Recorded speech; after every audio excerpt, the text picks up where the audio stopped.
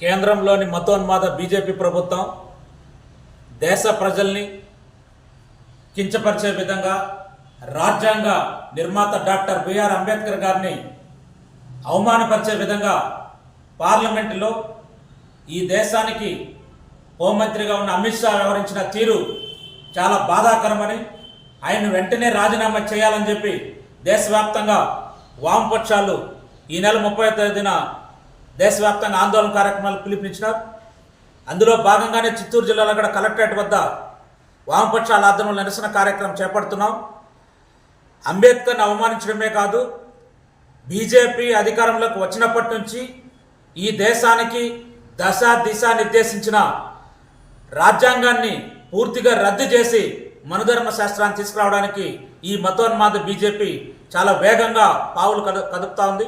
ఎన్నికలకు ముందు 400 సీట్లు వస్తే మేము రాజ్యాంగాన్ని రద్దు చేస్తామని చెప్పి బహిరంగంగా ప్రకటించడం అనేది చాలా దుర్మార్గం.